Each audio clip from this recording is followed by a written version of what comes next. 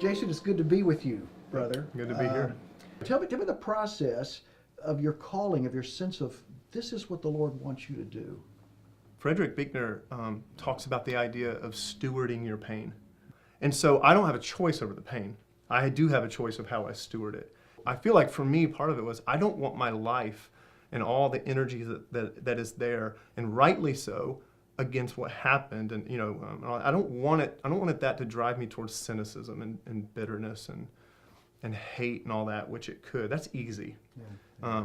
I want it to be used and channeled towards hope and healing and restoration and reconciliation. And so I feel like that the church is the pathway for that. The church is the instrument, I think, for that healing to be unleashed on the world. And I started seeing, okay, what have I been handed in my life that now I can subvert to leverage for the greatest good to move people towards Jesus. Now tell me again what LCBC stands for Lives Changed by Christ. That's actually one of the things I love about it, because the church isn't a place anyways, it's a people, right? It's a movement of people who are having their lives changed by Christ, and that's what we say we are. And we're just seeing so many stories of life change. We're hearing so many stories of life change. So there's a guy in one of our bands, his name is Neil. And the reason he stepped foot in our church is because he was playing at a bar one night, and a friend of his named Brian, who goes to our church, he came out to listen to him.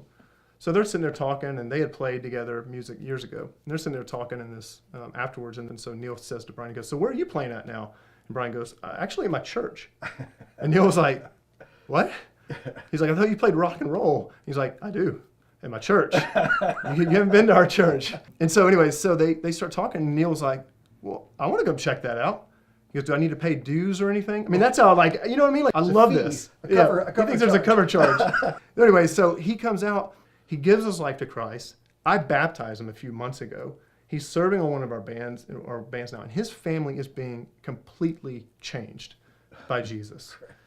You know, Biblical Seminary is known for its missional emphasis, and I think what you've just described is very missional. So has the missional idea been impactful for you? Has that been helpful for you?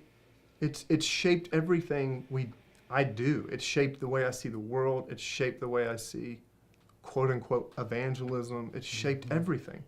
Here's, I think, the greatest compliment I can probably give to Biblical. It made me a better pastor, I'm convinced, and it made me a better teacher and all that kind of stuff. But, you know, my time at Biblical made me a better husband, and a better man, and a better dad, and a better friend. And I think part of that is just the ethos sort of that lives here, about holistic sort of approach to academics, to spiritual formation, to following Jesus with your whole life, not just head knowledge.